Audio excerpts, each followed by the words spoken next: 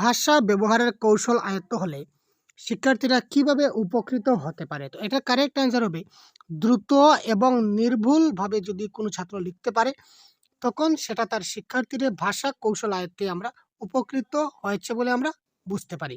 তো দেখুন বন্ধুরা, আজকে আমরা নিয়ে এসেছি আপনাদের জন্য বাংলার প্যাডাগজির বেশ কয়েকটি প্রশ্ন উত্তর আমাদের হাতে রয়েছে, আপনারা দেখতে পাচ্ছেন। তো আজকে আমরা সিটেট পরীক্ষার যে বাংলা ভাষা রয়েছে তার বাংলা প্যাডাগজির তার প্র্যাকটিস সেট যেটা রয়েছে এটা নিয়ে আমরা আজকে আলোচনা করব।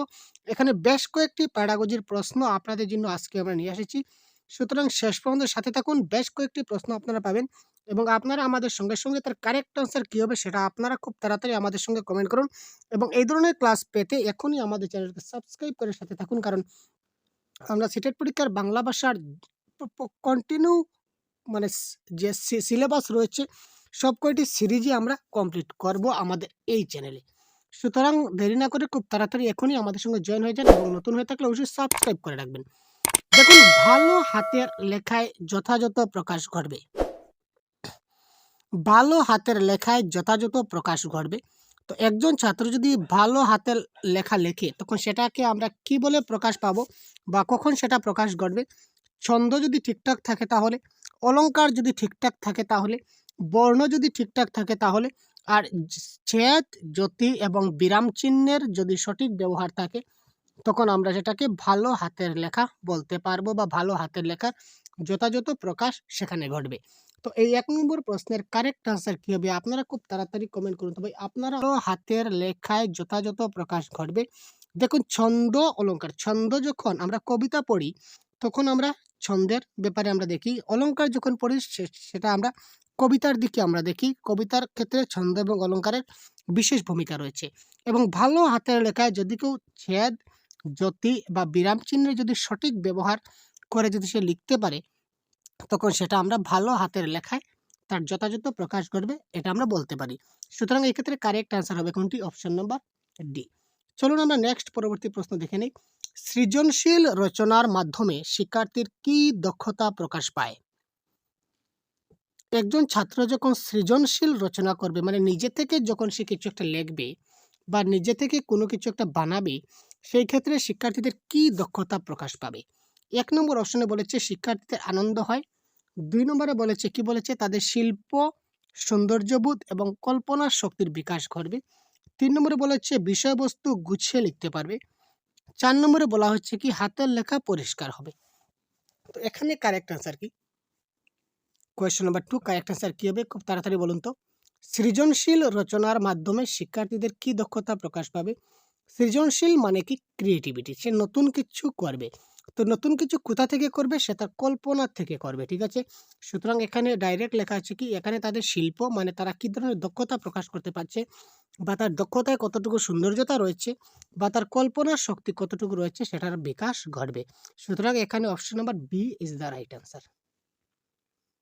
পরবর্তী প্রশ্ন দেখে নেওয়া যাক। কোয়েশ্চেন নাম্বার 3 কি বলেছে, কারেক্ট আনসার কি আপনারা খুব তাড়াতাড়ি কমেন্ট করুন। কিভাবে শিক্ষার্থীদের সাহিত্য সৃষ্টির প্রতি অনুরাগ জন্মে? শিক্ষার্থীদের যে সাহিত্য সৃষ্টির প্রতি অনুরাগ আমরা কিভাবে জন্মাতে পারি? ভালো কথা বলতে পারলে শিক্ষার্থীদের অনুরাগ জন্মাবে সাহিত্য সৃষ্টির প্রতি। ভালো গান গাইতে পারলে, ভালো বক্তৃতা দিতে পারলে, আর মননশীল শিখন দক্ষতার ফলে।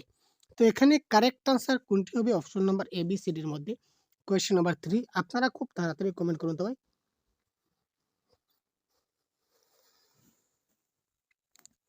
শিক্ষার্থীদের সাহিত্য সৃষ্টির প্রতি অনুরাগ জন্মাবে।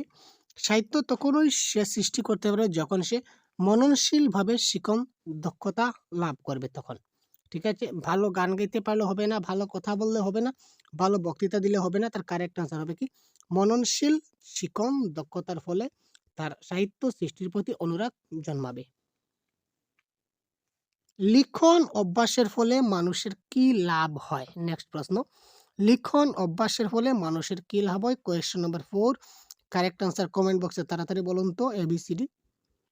আপনারা এইভাবে লিখবেন কোয়েশ্চেন নাম্বার 4 এ নতুবা বি নতুবা সি নতুবা ডি, আপনাদের মত অনুযায়ী কারেক্ট আনসার কোনটি হয় খুব তাড়াতাড়ি কমেন্ট করুন তো। লিখন অভ্যাসের ফলে মানুষের কি লাভ হবে? মানুষের হাতের লেখা পরিষ্কার হবে, মননচিত্ত শুদ্ধ হবে, শুদ্ধ মোটামুটি শুদ্ধভাবে সে লিখতে পারবে, লেখায় বানান ভুল থাকবে না। লিখনের অভ্যাস মানুষের যত বেশি হবে, এখানে কি হবে, সে যদি খুব বেশি যদি লেখার প্র্যাকটিস করে তখন তার কি হবে, শুদ্ধভাবে মোটামুটি লিখতে পারবে সেটা আমরা বলতে পারি না। কারণ কি, কারণ সে যদি খুব ভালো করে বেশি লেখে, লিখনের অভ্যাস যদি তার বেশি থাকে তখন তার কি হবে, শুদ্ধভাবে মোটামুটি লিখবে না, পুরোপুরি শুদ্ধ লিখবে। হাতের লেখা পরিষ্কার হবে। যার হাতের লেখা সে যদি গুড গুড করে লেখে, সুন্দর হাতের লেখা যদি লিখে, তাহলে প্রথমবার লিখলেও কিন্তু তার হাতের লেখা পরিষ্কার হয়। সেখানে বারবার লিখনের অভ্যাস করার কোনো প্রয়োজন নেই। মননচিত্ত শুদ্ধ হয় সেটাও কারেক্ট অ্যান্সার হবে না।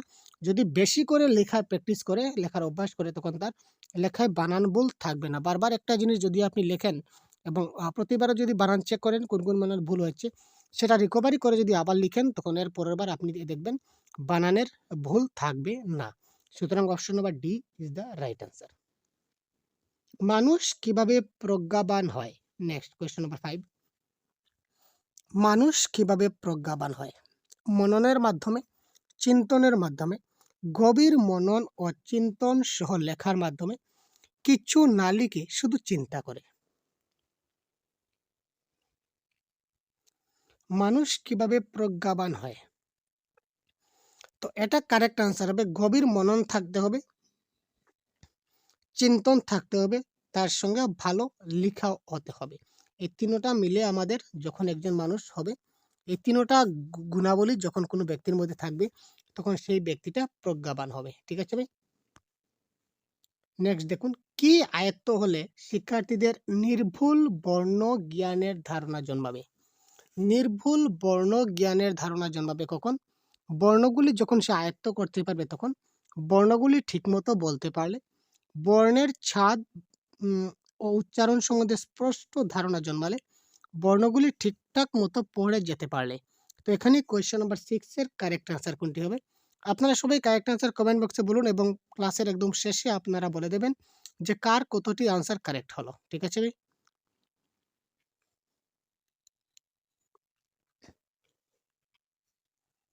তো এখানে কারেক্ট আনসার হবে, বর্ণের ছাঁচ এবং উচ্চারণ সম্বন্ধে যদি স্পষ্ট ধারণা থাকে, তখন তাকে আমরা বলবো বর্ণজ্ঞানের ধারণা জন্মাবে। কারণ প্রত্যেকটা বর্ণের কিন্তু উচ্চারণের যে ভিত্তি বা উচ্চারণের স্টাইল কিন্তু আলাদা আলাদা।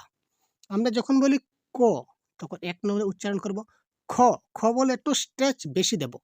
ক, খ, খ বললে উচ্চারণে যেটা স্ট্রেস আছে, উচ্চারণে যেটা চাপমাত্রা আছে, সেটা আমরা একটু বেশি দিতে হবে। গ, তারপর কি ঘ, যখন গ বলবো তখন একটু কম স্ট্রেস দেব। তারপর ঘ যখন বলবো তখন একটু বেশি স্ট্রেস দিতে হবে। তো এই ধরনের ধারণা, এই উচ্চারণ সম্বন্ধে যদি স্পষ্ট ধারণা একজন শিশুর জন্মে যায়, তখন আমরা বলতে পারবো যে তার কি হচ্ছে, নির্ভুল বর্ণ জ্ঞানের ধারণা জন্মেছে। ঠিক আছে ভাই?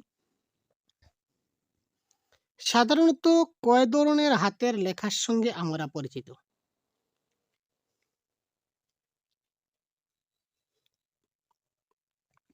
তো এটা কারেক্ট আনসার হবে 2 ধরনের। ইংলিশে যেরকম 2 ধরনের লেখা আছে, ক্যাপিটাল লেটার, স্মল লেটার, বাংলায় সেম টু সেম আমরা 2 ধরনের হাতের লেখার সঙ্গে আমরা কি আছি, পরিচিত আছি। ঠিক আছে ভাই? নেক্সট, লিখনের দ্রুততা বৃদ্ধি পায়। লিখনের দ্রুততা বৃদ্ধি পায় বয়স বৃদ্ধির সঙ্গে সঙ্গে, শরীর বৃদ্ধির সঙ্গে সঙ্গে, শরীরের রোগের প্রকোপ বৃদ্ধি পেলে, না উপরের সবগুলি? তো এখানে কোয়েশ্চেন নাম্বার 8 এর কারেক্ট আনসার কি হবে? খুব তাড়াতাড়ি কমেন্ট করুন তো, কোয়েশ্চেন নাম্বার 8 কি হতে পারে? এটা হবে কারেক্ট আনসার, বয়স বৃদ্ধির সঙ্গে সঙ্গে। আপনারা যারা বয়স বৃদ্ধির সঙ্গে সঙ্গে দিচ্ছেন, অসংখ্য ধন্যবাদ আপনাদের। তো বয়স বৃদ্ধির সঙ্গে সঙ্গে মানুষের কি হয়, লিখন দক্ষতার সেটা কি হবে, বৃদ্ধি পাবে। লিখনের ক্ষেত্রে স্পষ্টতা হলো, লিখনের ক্ষেত্রে যেটা স্পষ্টতা আমরা বলি, ক্লিয়ার, লেখার ক্ষেত্রে একটা স্পষ্টতা রয়েছে, যে লেখাটা কিন্তু স্পষ্ট হতে হবে। তো এই যে স্পষ্টতা, সেটা কি, বাক্যের মধ্যে শব্দগুলির পরস্পর থেকে নির্দিষ্ট দূরত্বে অবস্থান, তারপর হচ্ছে সাধু ভাষার ব্যবহার, তারপর হচ্ছে কি চলিত ভাষার ব্যবহার, তারপর হচ্ছে উপরের সবগুলি। তো এই ক্ষেত্রে কারেক্ট আনসার কোয়েশ্চন নাম্বার 9 কি হবে বলুন তো? বাক্যের মধ্যে প্রত্যেকটা যে আমরা বর্ণ লিখব, বর্ণের প্রত্যেকটা যেটা সাইজ রয়েছে, যেমন হ, ল, এই দেখুন আমি লিখলাম হলো। হটা কি ছোট, লটা আমি বড় লিখলাম, সেটা আমার স্পষ্টতা বোঝায় না। ঠিক আছে, তারপর আরেকটা আমি দিকে দিয়ে দিচ্ছি আপনাদের, যেমন ক, ল, আর হচ্ছে কি ম। এবার তখন ক, ল, ম লিখলাম, সবগুলি ক এবং ল দুইটা প্রায় সেম রয়েছে, সেম দূরত্বে, এবং মটা কিন্তু অনেক বেশি দূরত্বে আমার রয়ে গেছে এবং মটা একটু বড় হয়ে গেছে। কি হতে হবে? পরস্পর, বাক্যের মধ্যে শব্দগুলির পরস্পর থেকে নির্দিষ্ট দূরত্বে অবস্থান। প্রত্যেকটা শব্দের যেটা দূরত্ব রয়েছে, প্রত্যেকটা বর্ণের, দুঃখিত, প্রত্যেকটা বর্ণের যেটা দূরত্বটা কি হতে হবে? একদম সমান হতে হবে, এবং লেখার যেটা সাইজ রয়েছে, প্রত্যেকটা সাইজ আমার কি হতে হবে? সমান হতে হবে। তখন সেটাকে আমরা কি বলবো? স্পষ্টতা বলবো। সুতরাং অপশন নাম্বার এ এই ক্ষেত্রে কি কারেক্ট আনসার। পরস্পর থেকে নির্দিষ্ট দূরত্ব অবস্থান, সাধু চলিত কোনো ব্যাপার নয়। তো স্পষ্টতা বলেছে, স্পষ্টতা মানে কি? সেই প্রত্যেকটা যে আমাদের বর্ণ আছে সবগুলি একই দূরত্বে অবস্থান করতে হবে এবং একই মাপের হতে হবে। নেক্সট, লেখার জন্য শিক্ষার্থীর কিসের প্রয়োজন? খাবারের প্রয়োজন, ঘুমের প্রয়োজন, খেলার প্রয়োজন, না আগ্রহের প্রয়োজন? এই প্রশ্নের কারেক্ট অ্যান্সার আমি জানি আপনারা খুব অনায়াসে দিতে পারবেন খুব তাড়াতাড়ি। তো বলুন তো ভাই, এই প্রশ্নের কারেক্ট অ্যান্সার কি হবে? কোয়েশ্চেন নাম্বার 10, লেখার জন্য শিক্ষার্থীদের কিসের প্রয়োজন হবে? লিখতে গেলে শিক্ষার্থীদের কিসের প্রয়োজন? খাবারের তো প্রত্যেকটা ব্যক্তির প্রয়োজন হচ্ছে খাবারের। সে লেখা জানুক চাহে না জানুক, বা লেখার তার ইচ্ছা থাকুক চাহে না থাকুক, সে লিখতে পারুক কি না পারুক, তার খাবারের তো প্রয়োজন রয়েছে। ঘুমের প্রয়োজন, প্রত্যেকটা ব্যক্তির ঘুমের প্রয়োজন রয়েছে, তার সঙ্গে লেখার কোনো প্রয়োজন নাই, লেখার কোনো সম্পর্ক নাই। খেলার কোনো সম্পর্ক নাই, লেখার সঙ্গে খেলার কোনো সম্পর্ক নাই। সুতরাং কারেক্ট আনসার কি হবে? আগ্রহ। লেখার আগ্রহ তার থাকা উচিত। সে যদি বলে যে আমি লিখবো, আমাকে লিখতে হবে, তার যদি লেখার প্রতি ইন্টারেস্ট থাকে, আগ্রহ থাকে, তখনই সে লিখতে পারবে। সুতরাং লিখনের জন্য শিক্ষার্থীর আগ্রহ থাকা একান্ত প্রয়োজন। Option number D is the right answer. Next, question number 11, correct answer কি হবে? আমি ক্লাসের শুরুতে এই প্রশ্নের অ্যান্সার আপনাদের বলে দিচ্ছি। শিক্ষার্থীরা কিভাবে সৃজনশীল লেখায় অভ্যস্ত হতে পারে? সবসময় এটা ওটা লিখলে, চিন্তা ভাবনা করে নির্ভুলভাবে লিখন চর্চা করলে, মাঝে মাঝে এটা ওটা লিখলে, ভাবনা ছাড়াই কোনো কিছু লিখলে, তো সৃজনশীল লেখায় তখন সে অভ্যস্ত হবে। সৃজনশীল মানে কি? ক্রিয়েটিভিটি। হঠাৎ আপনাকে বলা হলো যে আপনি কলম সম্বন্ধে 1 পেজ লিখুন। আপনি চিন্তা ভাবনা ছেড়ে কলম, আপনার কিন্তু কোনো প্রিপারেশন নেই যে কলম থেকে আপনি কি লিখবেন। আপনি খুব তাড়াতাড়ি লিখলেন, বা আপনাকে বলা হলো যে আমাদের সহজ গুরু সম্বন্ধে আপনি লিখুন 1 পেজ। তখন আপনি কোনো কিছু ভেবে চিনতে না পেরে আপনার যা মনে হচ্ছে আপনি তা লিখে দিলেন। সেগুলো হচ্ছে কি? সৃজনশীল লেখা। তো এটা কারেক্ট অ্যান্সার হবে কি? ভাবনা ছাড়াই কোনো কিছু লেখা লিখলে সেটা সৃজনশীল লেখা হতে হয়। ঠিক আছে ভাই? তো তারপর দেখুন কোয়েশ্চেন নাম্বার 12, লিখনের একটি বৈশিষ্ট্য। আমরা কিন্তু তার আগে কিন্তু বলে দিয়েছি লিখনের বৈশিষ্ট্য। পড়তে পারা, সাহিত্য রস অনুধাবন করা, না স্পষ্টতা, না কোনোটিই নয়? সাহিত্য রস আমরা কখন অনুধাবন করি? যখন কোনো একটা পাঠ আমরা পড়ি, যখন আমরা কোনো কিছু একটা রিডিং করি, তখন সেখান থেকে আমরা সাহিত্য রস অনুধাবন করি। সেটা রাইটিং এর সঙ্গে সম্পর্কযুক্ত নয়। পড়তে পারা, লিখতে গেলে তো ভাই যা লিখবো সেটা তো পড়তে হবে নিশ্চয়। কারণ পড়তে পারার মতো লিখতেই হবে। সুতরাং এখানে কারেক্ট অ্যান্সার কি? স্পষ্টভাবে লিখতে হবে। অর্থাৎ স্পষ্টতা, আমরা যেটা একটু আগে বলেছিলাম স্পষ্টতা। তো স্পষ্টতা is the right answer. Next দেখুন, ভাষা ব্যবহারের কৌশল আয়ত্ত হলে শিক্ষার্থীরা কিভাবে উপকৃত হতে পারে? ভাষা ব্যবহারের কৌশল যদি আমরা আয়ত্ত করতে চাই, তাহলে শিক্ষার্থীরা কিভাবে উপকৃত হতে পারে? দ্রুত লিখতে পারে, শুদ্ধ লিখতে পারে, দ্রুত পড়তে পারে, না দ্রুত এবং নির্ভুলভাবে লিখতে পারে? তো কারেক্ট আনসার কি হবে? খুব তাড়াতাড়ি কমেন্ট করুন। এবং প্রতিদিন আমাদের এই চ্যানেলে আপনারা ক্লাস পাবেন আমাদের বাংলা ভাষার প্রত্যেকটি সিলেবাস আমরা এই চ্যানেলে আপনাদের জন্য কমপ্লিট করে দেবো সিটেট পরীক্ষার। তো ভিডিওটি ভালো লাগলে অবশ্যই লাইক করবেন এবং বন্ধুদেরকে শেয়ার করতে ভুলবেন না। এবং আবার বলছি, যদি নতুন হয়ে থাকেন অবশ্যই সাবস্ক্রাইব করে সাথে থাকবেন। তাহলে আমি ভিডিও দেওয়ার সঙ্গে সঙ্গে আপনারা কিন্তু প্রত্যেকটা ভিডিও আপনারা পেয়ে যাবেন। তারপরে দেখুন, ভাষা ব্যবহারের কৌশল আয়ত্ত হলে শিক্ষার্থীরা কিভাবে উপকৃত হতে পারে? কোয়েশ্চেন নম্বর 13, এটা কারেক্ট অ্যান্সার হবে। ভাষা ব্যবহারের কৌশল যদি তার আয়ত্ত হয়, তাহলে শিক্ষার্থীরা দ্রুত এবং নির্ভুলভাবে লিখতে পারবে। কার চিহ্নগুলি কোথায় বসে? কার মানে কি? আকার, ইকার, রস্বইকার যাকে বলি, বা আমরা বলতে পারি দীর্ঘইকার বা রস্বইকার। এখানে দেখুন, ডান পাশে, বাম পাশে, ডান ও বাম পাশে, ডান বাম উপরে ও নিচে। এখানে দেখুন আকার, আকার সেটা কোথায় বসেছে? আমাদের ডান পাশে বসেছে। রস্বইকার সেটা কি? বাম পাশে বসেছে, মানে আগে বসেছে। দীর্ঘইকার সেটা পিছনে বসবে। আবার রসৌকার দীর্ঘকার সেটা কোথায় বসবে? আমাদের নিচে বসবে। আর যদি আমরা রেফ জাতীয় কিছু ব্যবহার করি তখন সেটা কি আমাদের উপরে বসবে। সুতরাং ডান, বাম, উপর এবং নিচ এই সবগুলি হবে কারেক্ট আনসার। ভাষার কথ্য রূপ কি? যে ভাষা সবসময় ব্যবহার করে, যে ভাষা মাঝে মাঝে ব্যবহার করে, যে ভাষা বলতে কষ্ট হয়, যে ভাষা তার কাছে সবচেয়ে স্বাভাবিক এবং ভাবের আদান প্রদানের উপযোগী। এখানে কোয়েশ্চন নাম্বার 15 অনেক easy question. Question number 15 correct answer কি হবে? খুব তাড়াতাড়ি আপনারা কমেন্ট করুন তো কারেক্ট আনসার কি হতে পারে?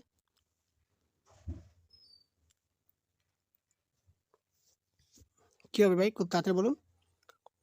যে ভাষা সবসময় ব্যবহার করে, আর যে ভাষা বলতে কষ্ট হয়, যে ভাষা মাঝে মাঝে ব্যবহার করে সেটা তো হবে না। ভাষা বলতে কষ্ট হবে না। এই দুটোর মধ্যে কনফিউশন। তো এখানে দেখুন যে ভাষা মানে ভাবের আদান-প্রদান, আমরা ভাবের আদান-প্রদান করার জন্য যে ভাষাটা উপযোগী এবং যে ভাষাটা তার কাছে স্বাভাবিক, সেটাই তার ক্ষেত্রে কি হবে? কথ্য ভাষা হবে। ঠিক আছে? Option number D is the right answer. আরোহী পদ্ধতিটি মনোবিজ্ঞানসম্মত পদ্ধতি। কারণ কি? আরোহী পদ্ধতি যেটা কি সেটা মনোবিজ্ঞানসম্মত পদ্ধতি। তার কারণ কি? এটি অজানা থেকে জানা যায়, বিমূর্ত থেকে মূর্তর দিকে যায়। এটি জানা থেকে অজানায় যায়, আবার বিশেষ থেকে সাধারণের দিকে যায়। অর্থাৎ আরোহী পদ্ধতির বৈশিষ্ট্য আমাদের জানতে হবে, অবরোহী পদ্ধতির বৈশিষ্ট্যগুলো আমাদের জানতে হবে।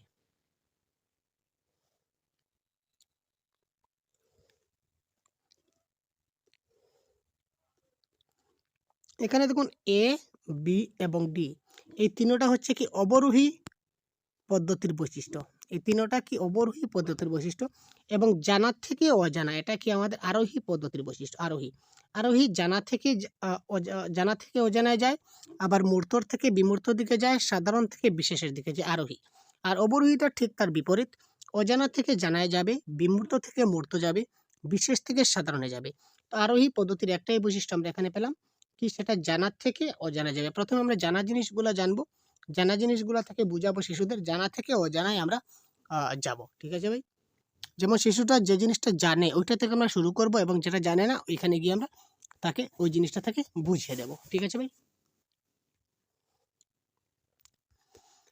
ভাষা শিক্ষার ক্ষেত্রে ব্যাকরণের প্রধান উপযোগিতা কি? Question number 17। ক্লাসে বেশি দেরি করব না, খুব তাড়াতাড়ি ক্লাসটা শেষ করব। ভাষা শিক্ষার ক্ষেত্রে ব্যাকরণের প্রধান উপযোগিতা কি? উদাহরণ সহ সূত্রগুলি অনুধাবন ও প্রয়োগ করা, পাঠ্যক্রমের সঙ্গে মিলিয়ে ব্যাকরণ শিক্ষা করা, সূত্রগুলি মুখস্থ করা, ব্যাকরণের ব্যবহারিক প্রয়োগ শিক্ষা করা। তো কোয়েশ্চেন নাম্বার 17 কারেক্ট আনসার কি হবে? উদাহরণ সহ সূত্রগুলি যদি অনুধাবন করতে পারে এবং তা প্রয়োগ করতে পারে সেটা তার ব্যাকরণের প্রধান উপযোগিতা হবে। আর মুখস্থ করা যখনই পাবেন তখন সেটা কেটে দেবেন, কারণ পেডাগজিতে মুখস্থ করা নেগেটিভ। আর পাঠ্যক্রমের সঙ্গে মিলিয়ে ব্যাকরণ শিক্ষা সেটা হচ্ছে না, আর ব্যবহারিক প্রয়োগ শিক্ষা সেটা হবে না। কারেক্ট আনসার কি? উদাহরণ সহ সূত্রগুলি অনুধাবন করতে হবে এবং তা প্রয়োগ করতে হবে। ব্যাকরণ শিক্ষার ফলে ছাত্ররা সঠিকভাবে কি করতে পারে? ব্যাকরণ শিক্ষা যদি ভালোভাবে হয় তখন ছাত্ররা সঠিকভাবে কি করতে পারবে? ব্যাকরণের জটিল নিয়মগুলি বুঝতে পারে, সঠিক বানান লিখতে পারবে, উপযুক্তভাবে ভাষা ব্যবহার করতে পারবে, উপরের সবগুলোই আয়ত্ত করতে পারবে। তো এখানে দেখুন কোয়েশ্চন নাম্বার 18 কারেক্ট আনসার কি হবে? কমেন্ট করুন তাড়াতাড়ি। Question number 18।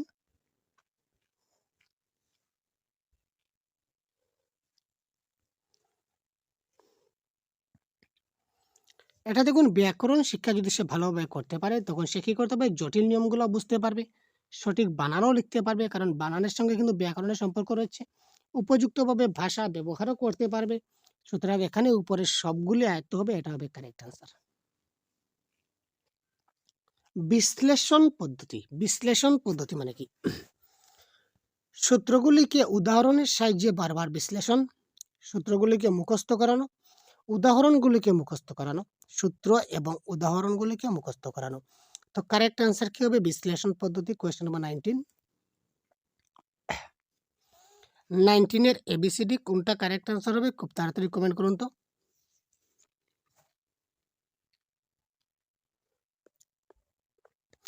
এখানে দেখুন একটু আগে আমি একটা কথা বলেছিলাম যে প্যাডাগজিতে যখনই মুখস্থ করা পাবেন সেটা কিন্তু কেটে দেবেন। তো দেখুন মুখস্থ করা রয়েছে, মুখস্থ করা রয়েছে, আবার এখানে দেখুন মুখস্থ করা, তিনটা মুখস্থ আমরা কেটে দিলাম।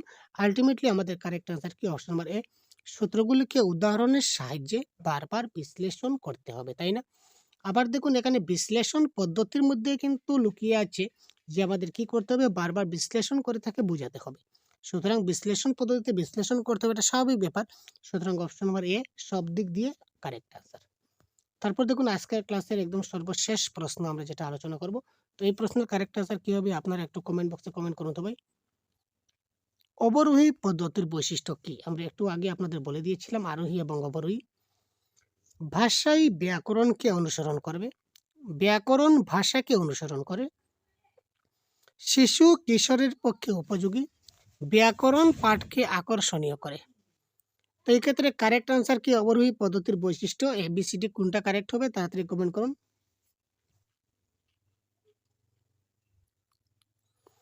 এই ক্ষেত্রে কারেক্ট আনসার হবে কি ভাষাই ব্যাকরণকে অনুসরণ করে। ঠিক আছে, তো ভাষাই ব্যাকরণকে অনুসরণ করে, এটা হবে আমাদের কারেক্ট আনসার। তো এই ছিল আজকের ক্লাসের টোটাল 20টি প্রশ্ন। আপনাদের এই 20টি প্রশ্ন থেকে আপনাদের কার কয়টি কারেক্ট হলো সেটা অবশ্যই আমাদের কমেন্ট করে জানাবেন এবং ভিডিওটি লাইক করে বন্ধুদেরকে শেয়ার করে দেবেন যাতে করে সবাই ক্লাসটি দেখতে পারে এবং আপনারা আপকামিং পরীক্ষায় একটা ভালো নম্বর নিয়ে আসতে পারেন। এই প্রত্যাশা রাখি আজকের ক্লাস থেকে বিদায় নিচ্ছি। পরবর্তী ক্লাসে খুব শিগগিরই আবার আপনাদের সঙ্গে কথা বলবো। ধন্যবাদ, ভালো থাকবেন। জয় হিন্দ।